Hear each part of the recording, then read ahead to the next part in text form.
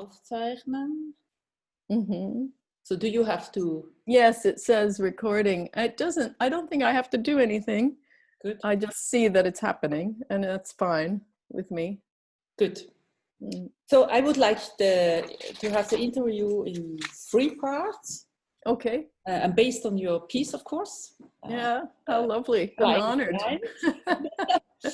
It's really a beautiful piece. I also showed to our class, Voice and Life Electronics. Oh, and they nice. liked it very much. And so we were, we did some work analysis from different pieces. It was wonderful to show those right when I was last week. So yeah, I would love to hear their comments from your students too. Yes. I have to remember. Maybe I can collect them again and send them to you. I just have to look in my notices, so what I say. Yeah. Yeah. And just on a technical thing here, it looks like, my internet is not the greatest here at home. So if it gets unstable, we should just cut out the video and go to audio only. Good. Yeah. Good. So I would like to put it to have the interview on 3 parts, and the first part starts with the embodied voice. Then the second part is the mediated voice. Okay. And then the third part is like the main part of this in between, which I'm so interested. So mapping strategies, composing gestures. So your approach, which I'm very curious. Okay, great. So when I may start with the embodied voice, could you describe your personal vocal real? Meaning, what is voice for you? What inspires you? But also maybe to draw a picture on your vocal approach, also aesthetically. Yes. Okay, and not necessarily with Flying Blind, but in general. In general. I think about my voice very much as a resonator. So I'm feeling its own resonation in my body. Where is it vibrating in my head, on my bones, on my shoulders, in my skull? How's it feel in my mouth? I love having the background of a classically trained singer, because I feel like the register that it opens to me, it opens the biggest power. So the fact that I can explore resonance from lows to highs and feel it with an open throat, and use it as a way to explore the acoustics of the spaces I'm in. Wow, wonderful. That's usually my red thread. I come into a space and it's like, do I want to sing here? Is it a space that I want to resonate? And I feel like the space, whether it's outside and it has an interesting acoustic like an amphitheater, or some buildings that have reflective surfaces, or something that can take the resonance of the voice, right? Is it something that I want to resonate? That's a big thread in my singing. Great, wonderful. Yeah, it draws a wonderful picture, really, and I can feel it, yeah. And if you look at current vocal culture, where do you feel embedded? That's a really interesting question. I feel like there is a lot of dependence on the microphone. And from that, I feel a bit alienated, because one of the things that I love in my classical training is not to have to be dependent on a microphone. And sometimes there's sort of a wish when I do workshops, I want to impart that freedom to the people I work with. It's like, yeah, you can choose to work with a microphone, and it's fun, and it opens up other things, and you can have all these extra things, but you don't need to. You can just work with your voice, and what a freedom is that, to be able to go into any space wherever you are, you're carrying your voice with you, and you can use it. So, and I also feel like I'm in between I'm a bit alienated from the classical singer culture, because that tradition doesn't involve enough improvisation, enough exploration of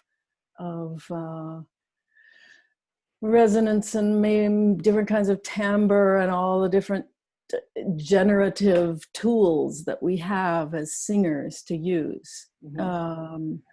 So somewhere in between, mm-hmm. the singers that are exploring a lot of stuff with microphones, and the singers that have this classical training background. Okay. Yeah. And do you see just maybe an additional question, do you see when you or you experience the voice with the microphone?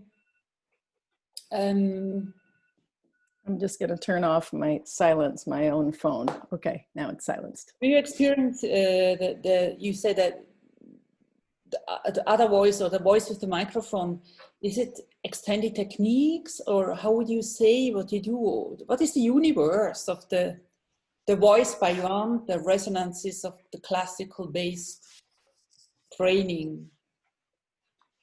Well, that's different with every singer. Yeah. Yeah. And how they use the tool of the microphone. And there's a lot of different traditions for that, different uses of microphones, right? Yes. For me, just my personal use, since I don't amplify my voice except in the most extreme situations where it's absolutely necessary, because there's a total dead, or it's enormous distances or anything like that. But usually I'm performing in places where I can perform like a chamber ensemble.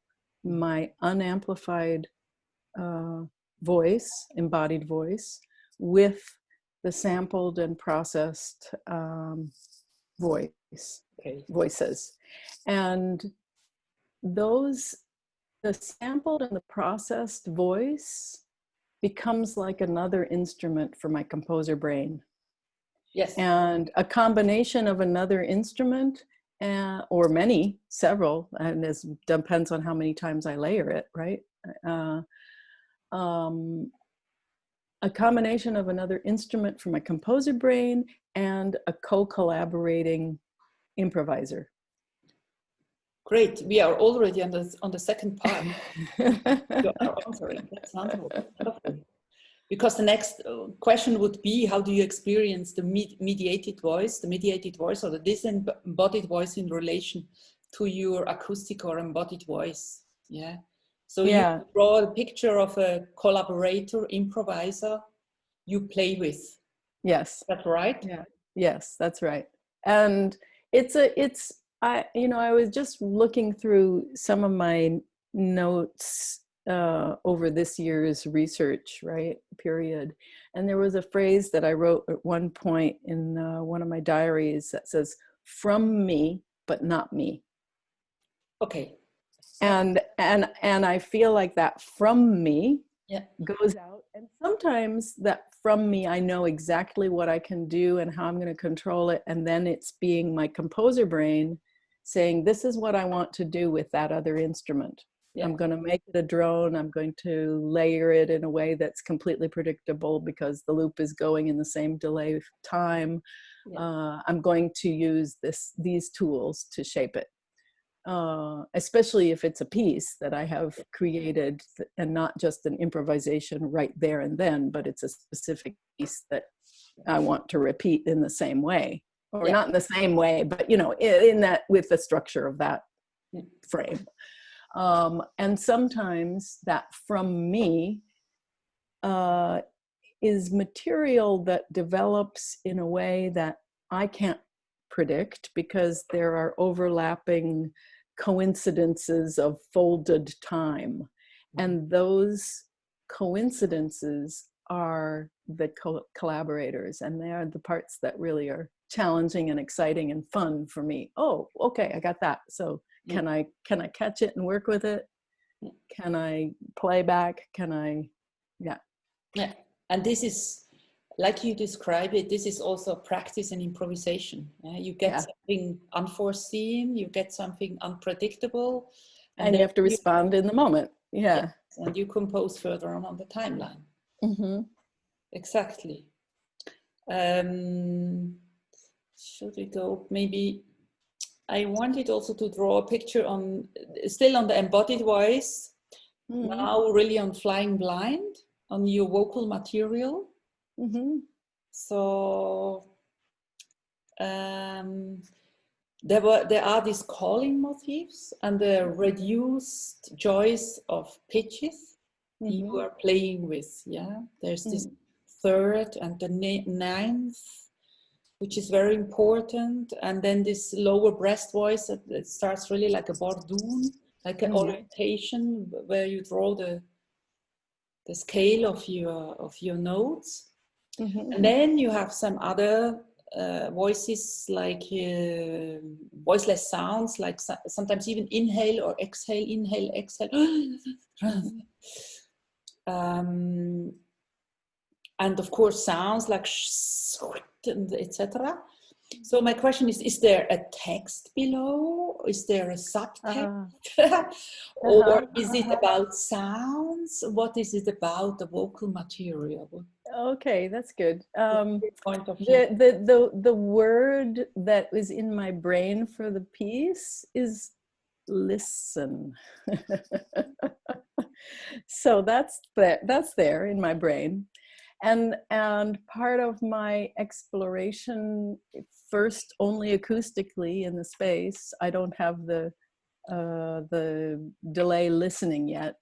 The audio is off. I mean, the audio input is off. So my exploration in the space acoustically is just to tune my and the audience's ears to the space we're all inhabiting. Yeah. What is this? What's this air we're in and this building we're in? And then I had a structure for myself that was quite a simple structure. There are 3 speaker positions, so a stereo pair on either side of me, and 2 hemisphericals in the middle of the audience. And so the sounds that I wanted to send into the middle audience were typically the sibilants and the little breath sounds, so that they wouldn't be inundated with some kind of melodic or harmonic material that would give too much weight to that. Yeah. So that the timbral sibilants breath things could, be textural. So the different vocabulary is also placed in different places. They were placed in different places. Yeah. And the fact that I've got a stereo pair means that I can go back and forth. I can start out with, say, the low drone as a harmonic bass, and what I'm getting from the more melodic configurations that come back to me in the processing. But if I'm so I don't have complete control of the feedback. I might think that I've put the feedback up at 100% and it's going to go, but it's only been 80% and it fades out. So then I got to go and fill it up again. So I could go back and switch back and forth depending on what the space needed and the piece needed. Great. So then it's a word, and just from the idea of the general idea of the content, because if we see you perform, you can be so many things. You could be a figure, but you are also this in between of collaborator and vocalist, singer. and then the meaning, of course, then with the gestures, we come in the next question as well. But even from the voice, and it is calling, this invocation in a way, invocational way of addressing. I had a strong feeling for that also. Yeah. I think there's always some connection to ritual in my work. Mm-hmm. And I think a lot about, what are our functions as singers? As soon as you're singing, you create a totally different time, and you sing a lullaby, that's a bedtime song. You sing for a wedding, that's something else. You sing for a sports team, that's something else. You sing for a opening of a, whatever. You sing for a church or a synagogue service, it's something else. And so, yeah, I feel like the ritual elements are very strong in our roles as singers. And it's something I'm attracted to anyway, because it's part of the magic that takes us out of our daily. Exactly. Yeah. And you even can treat people with, and not treat is not. Yeah. No, totally. Yeah. Yeah, but sonic. I tell people I'm going to give you a sonic bath now. Yes. Yeah. Yes. Stuart Dempster used to use that term too, sound bath. Stuart Dempster, who is Pauline Oliveros' bandmate in the Deep Listening Trio, is the trombonist. Yeah. And he was very proficient on didgeridoo, one of the first trombonists to go and learn didgeridoo, and way back, and circular breathing and everything. And he was really feeling people's vibrations by playing long tones and seeing where is he getting resistance on a body. He was using that for actual sonic healing. That's interesting. Yeah, it was fascinating. It's because I once did I was singing when the mother of my husband was dying in the hospital. The intensity, in this intensive care where all the pains and people all dying and so. And I was able to get, you would say maybe the resonance or just the atmosphere of the space, what's there and what is needed. I started to sing and just everything was whoosh, coming down and becoming quiet, and then afterwards the doctors were coming and it was incredible experience. And that's also it's really an ability of feeling the space and the resonance and also the people. I then found also I would like to do that more, but if I'm improvising on stage, I have this feeling also, even with a group. Yeah. That's also what people then say after the concerts. So, okay, so let's go to the technique, part 3.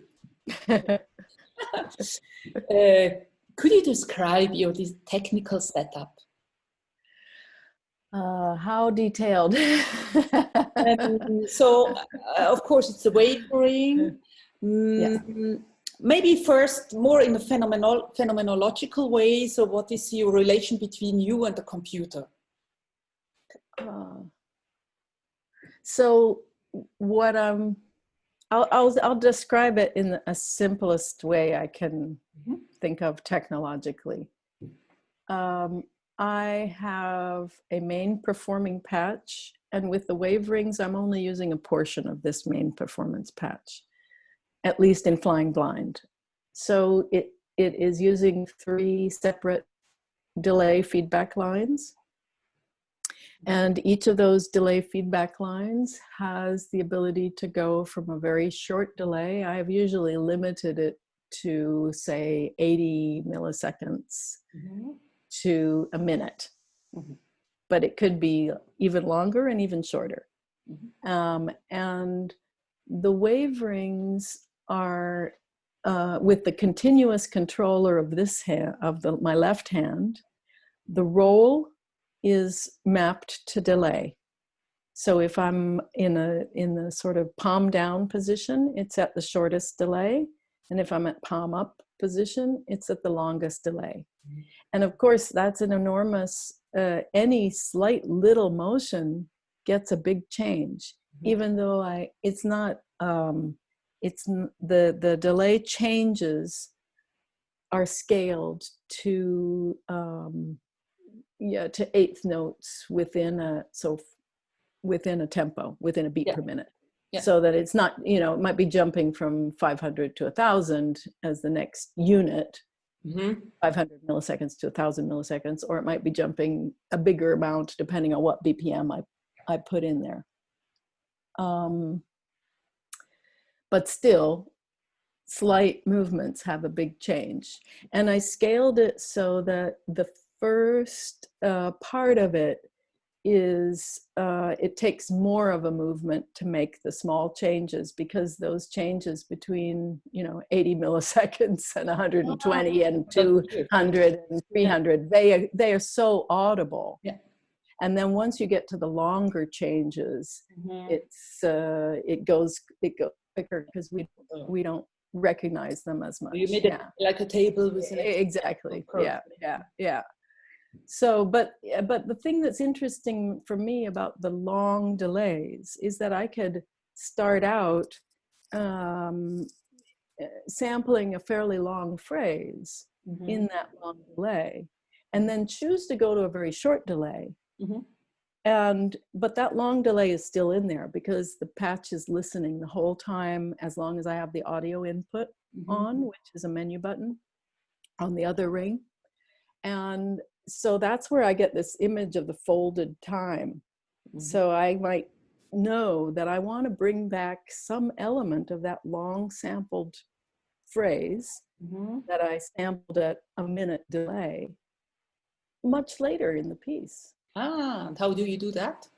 I'm just knowing that it's still there and making sure to keep the feedback up. Okay. So I might be on a short delay, but the feedback is still up. And then if I go back to the long delay, I can search it out. And of course it's changed because, the motions are going through all these different delay times. So that search of what I did in the past getting changed when I'm pulling up the memory is really interesting to me philosophically. Yeah. So that very, very simple mapping becomes much more complicated, because the thing is listening all the time, and you get all these coincidental overlays and foldings. I hope I can describe this afterwards properly. Otherwise, I'm coming back to you and ask, or I will send it to you. Okay. It's okay. The other thing in that continuous controller is that it's mapped so that if I'm at 100%, it does not take input, which is a safety thing. And it also allows me, if I find something that I like, that I want to have the possibility to do a solo over, then I can put it at 100%, do my solo. I'm not sampling that solo. I'm just in a soloist function. Yes. And then I can still even keep that on 100% and go to the other delays and do something else while I'm still have audio input. Yes. Yeah. So and this is the horizontal, the pitch. That's the horizontal. The pitch is feedback. So all the way up, when I'm doing like this, I'm like listening to what I have exactly, and I'm hoping it will stay and it won't record me. And if I let my arm all the way down, the feedback goes to 0. Yes. And so that's one of my ways I let go of it. Yeah. So I saw this gesture also in the other hand, in your with the left hand, and then in the right hand you stopped something. Yes, the right hand I have a gesture that the computer recognizes if I want to empty all the buffers. Okay. So I have that, boop, everything's gone, start again. And it's fun to play between the two different ways of creating the structural pause between letting feedback go all the way down and between just getting rid of everything that's in the buffer. I understand. I think. Yeah. And then the other thing on the right hand is I have the choice of which delay I'm sending to, and those delays are also routed to which speakers they're going to go out. Ah, on the So, right, on yeah. the left hand. No, on the right hand. On the right hand, it functions in a way like a menu object. Yeah. So I'm trying to think if I use, yeah, the only use of the continuous controllers is the gesture, and I'll be exploring maybe some other.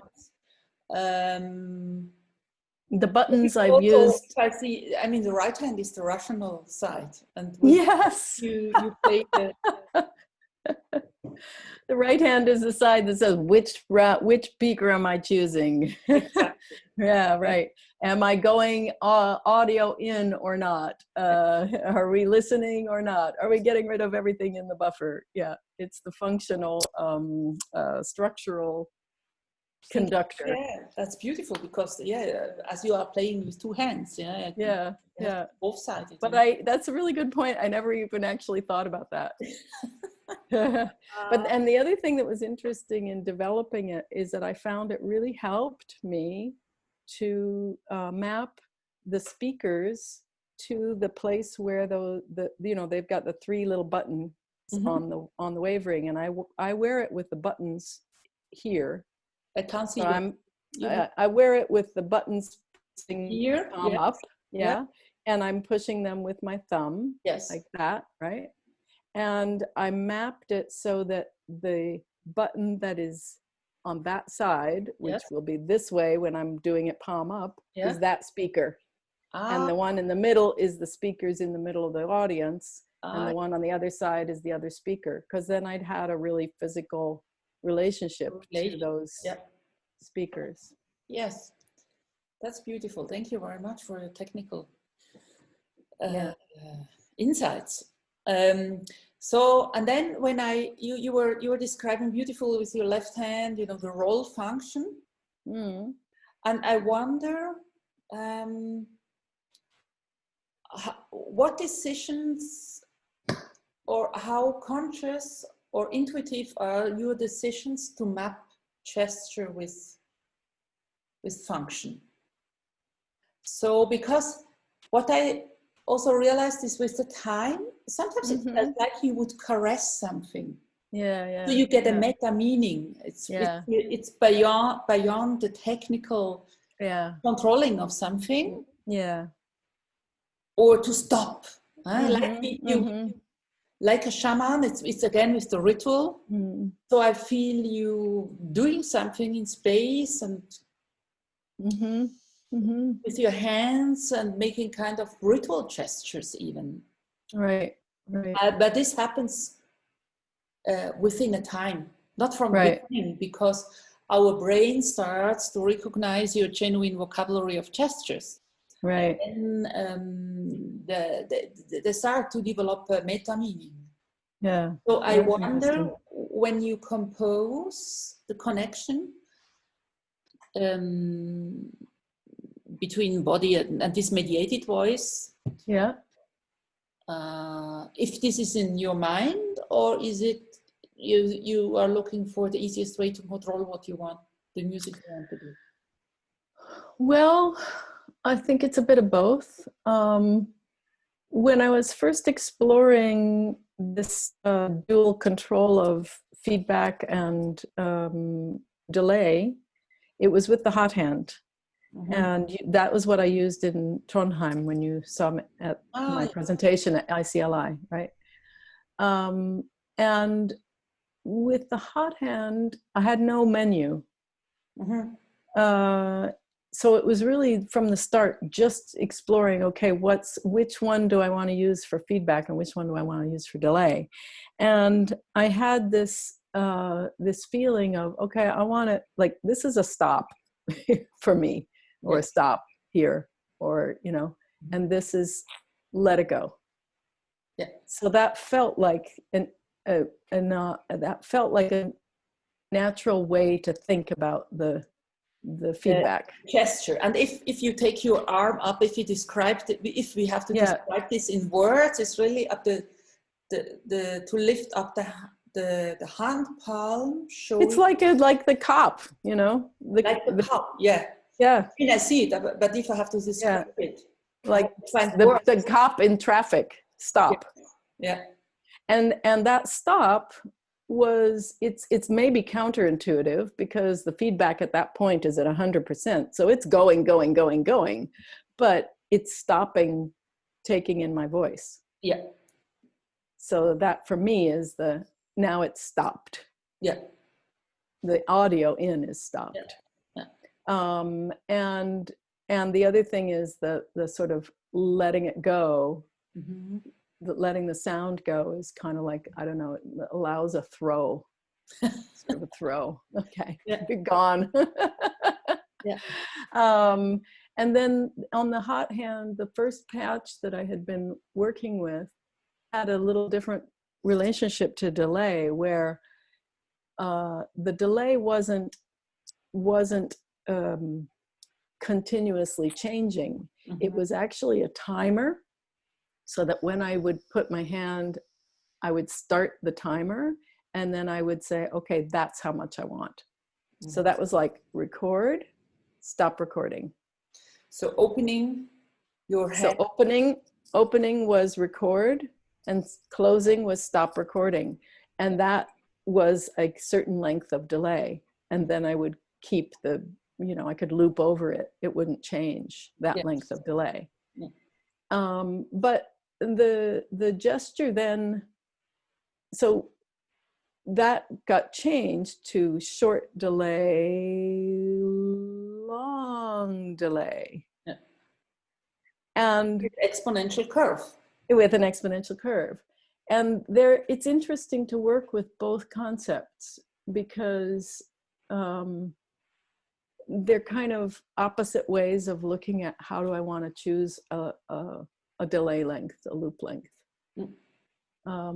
This one is much more, I know in my body exactly how long that delay is going to be.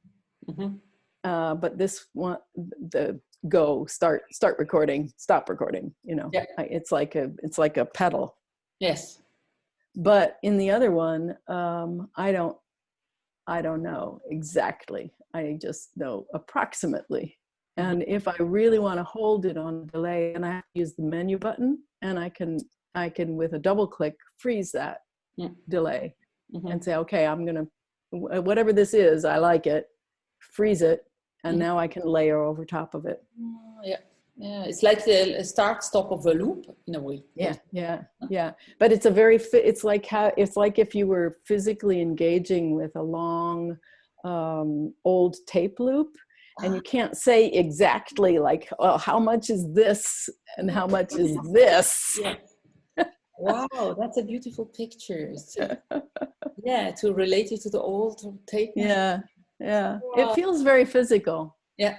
It does. It feels like and when I'm searching for where, I know I did something a while back that was on a longer delay. Where is it? Like, I'm like searching, You have like to search and I have to search very carefully because those changes are so close together which I love the care and the presence that. So you composed, in fact, the gesture very close to your body. The mapping is a very body close composition. I guess it is, yeah. Yeah, because you really have to feel. Yeah. Exactly. So I hope it doesn't stop because I forget sometimes.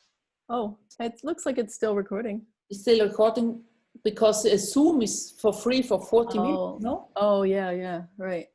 Well, I don't know. My thing, I can schedule it for an hour, but that's through the school. If it stops, I think we'll get disconnected, and it's call me back. Okay. So what I wanted to ask again, would you the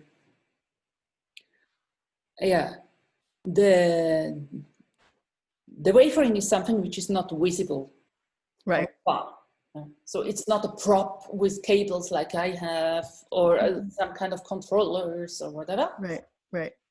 So is the wavering for you an object or an instrument or a body extension? Or can you say what? I guess I would say it was a body extension. It's a body extension. Yeah, because I'm not thinking of it as an object. I don't have to hold it. I mean, it is an object, obviously, but is jewelry an object? It feels like yeah. And I put in the program notes that what I'm doing, that I'm controlling with the wireless MIDI ring. Mm-hmm. So I'm not trying to hide that from the audience, but I like the fact that it's not specific to anything, that it's not like, okay, now we're in high-tech world. Yeah. Yes, still I feel your voice, your body your personality is first there. It feels very free. Tension, yeah. Yeah. Yeah. Yeah. Yeah. What are gestures doing with you when you play with the wavering? Well, there's two things that I notice. One is for certain gestures like that, everything out of the way. I have to be very, very particular and very strong in that gesture. Otherwise, the computer doesn't recognize it. Yeah. So it gives a certain force to that. And then the other, like I said, I have to be very careful in those quiet, it's very meditative in a way. You have to listen to that quiet, calm searching. Yes. For the other things. But there's another part where, because the controller, I could be up on a feedback here and I could still change delay. Mm-hmm. And I can be in a certain delay and I can still change feedback, right? Yes. And I can change it at different places on my arm, or up height or down. And so for some things, I wanted to make it very clear. Okay, now I'm letting go of this feedback so you can hear it's gone. You can see my gesture and hear it's gone. Yeah. And in those cases, those gestures felt in a way more like a conductor. Yeah. I'm making it very clear to you what I'm doing. Yeah. And yeah, I don't know, other things. Those are basically the two. The two, yes. The two aspects. Yeah. Yes.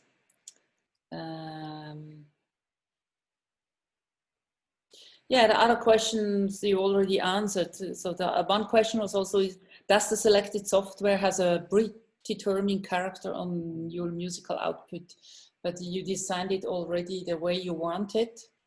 Yeah, and it's not it's in Max MSP, so it's all built. It's not a commercial thing, although it's using very simple, just delay and feedback. But the thing that I am exploring now is, well, and I did in this piece too, I set up certain, like one delay line and speaker had a much shorter minimum than the others.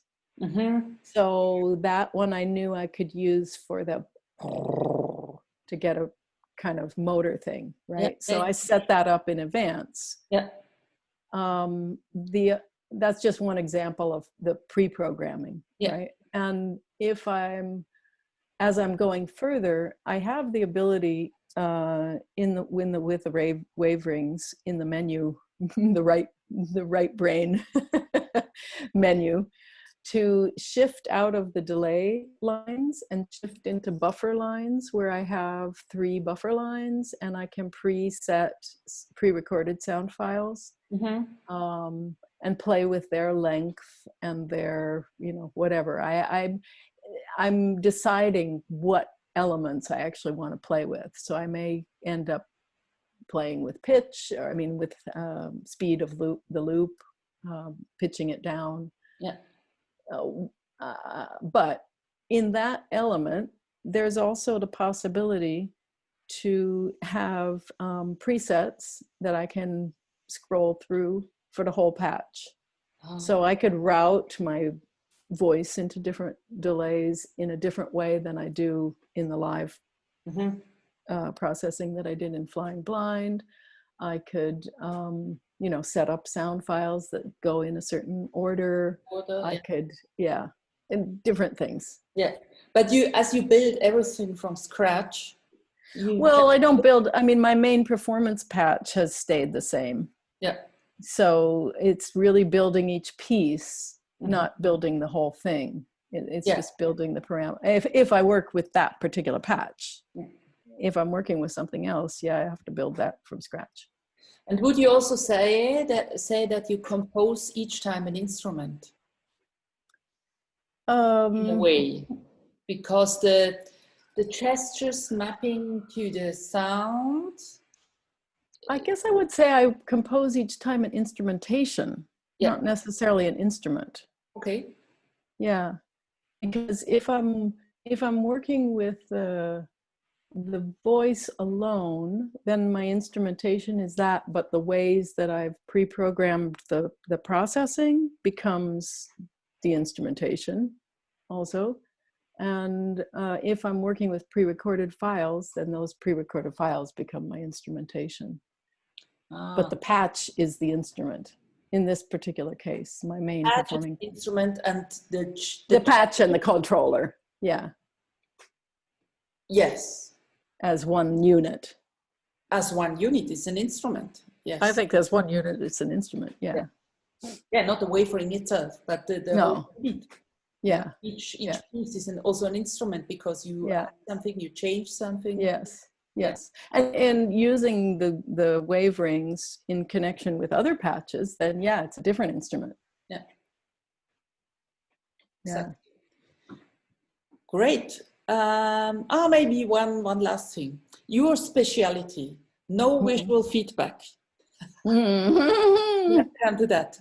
That's a new specialty. Just starting to go there. Yes. Yeah, but I think it's quite obvious. So where your attention, you were already telling a lot about where your attention is going. Yeah. When you perform from this very body close gesture where you have to feel when is the roll on the maximum of delay, etc. So, and then the directing. So it forces you also to develop an instrument which you can manage while feeling. Yeah. Sometimes there were 2 or 3 times when you had to watch on your. Yes, I wanted to make sure I was clicking the right button on my menu. Yeah. Because it's not always so easy to feel with my thumb. 1, 2, and 3. I guess I just need more practice with it, but. So there's also the haptic feeling. So that could also be something we could give as a report to the wavering developer. That they, for example, could make different. A little ridge, or something. Yeah, just different. Surfaces that you can feel that.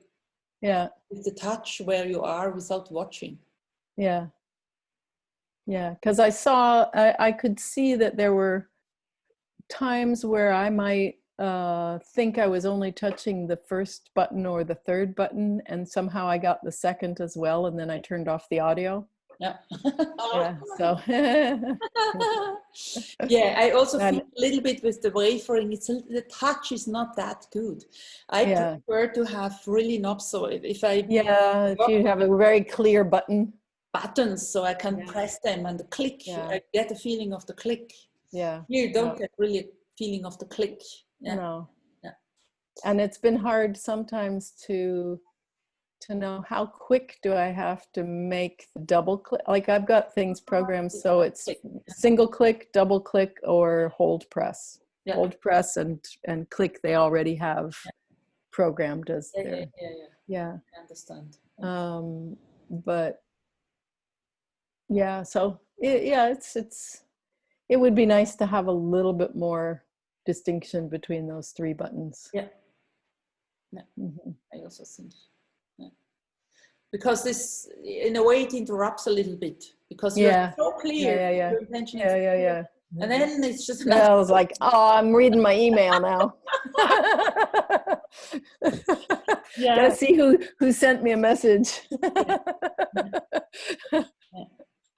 Oh yeah. And we were already talking also about the gestures. So they're not instrumental gestures. You were telling about that it's a conducting gesture, and this opening gesture.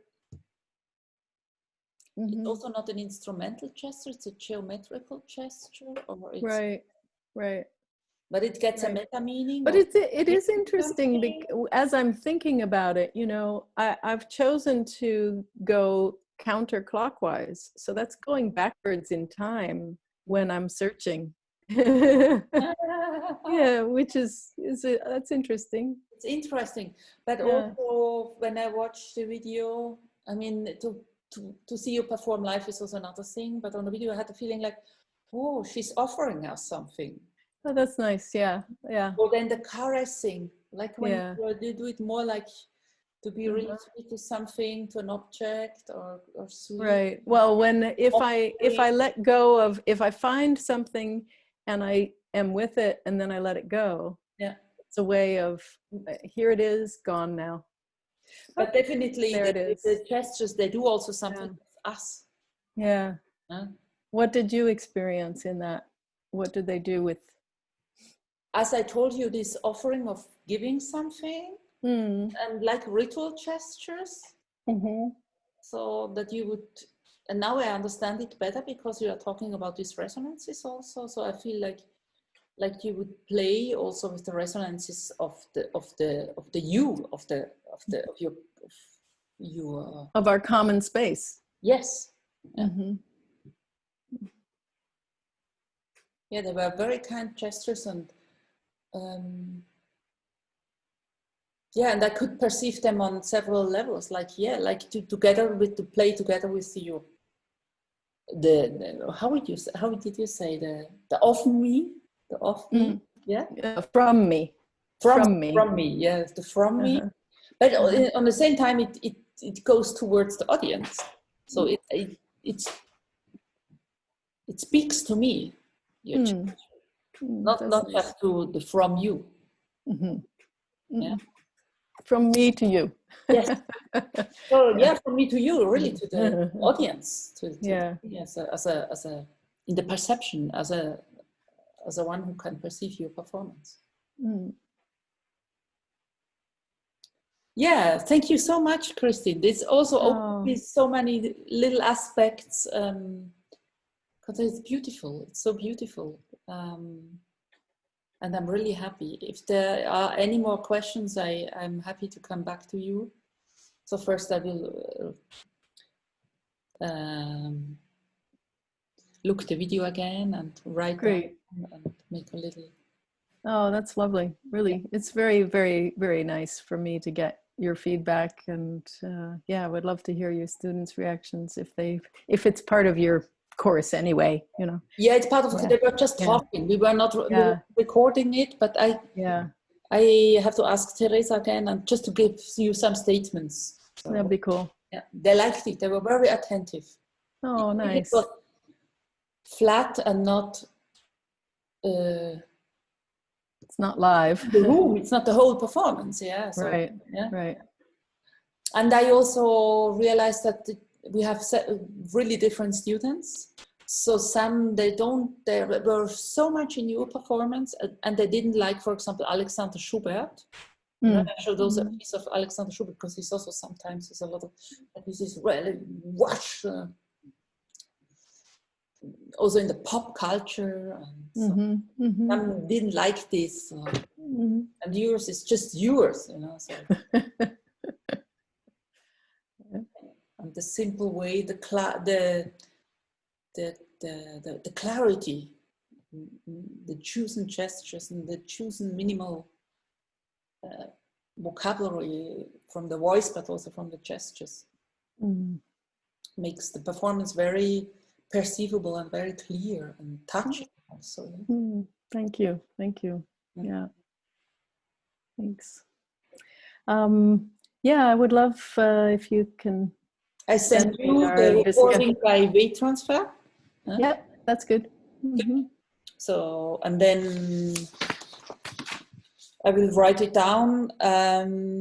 Maybe I do it as an example in my proposal, because I had to rewrite, and I even changed it again because I was talking to the chief editor, and I even have to make it more simple and more direct with the story, more direct to talk more directly about it.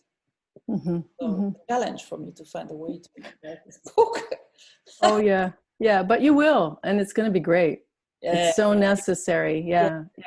I loved reading your outline. I mean, I thought it was great. I want to read this book.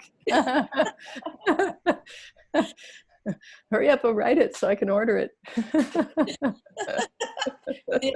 Yeah, I hope to be finished by end of the next year. So then. Oh, that's ambitious, but you can probably do it because you have so much accumulative knowledge. It's just really hard to put it down. Yes. Yeah. And not to go too many ways and too many perspectives, but really to have a very simple structure that also people who are not in the practice can follow it. Yeah. Yeah. So I want to write it also to musicologists, composers, musicians, software developers. So that, and then I have to be clear and simple, not to, which is not so much my nature. Maybe it's just, just start and do it in your way, and it will get shaped and revised along the way. Yes. Yeah. Because you need to do it like you do it. If you're not simple, then don't be simple. Yeah, that's right. Yeah, that's true. Yeah. Okay. Anyway, it's so great talking with you. Yes, and thank you. And I'll probably propose another talk soon because I have other questions for you. Okay. Great. Okay. Okay. Have a good time. Right. Thanks. You too. Looking forward to talk again. Bye. Bye. Bye.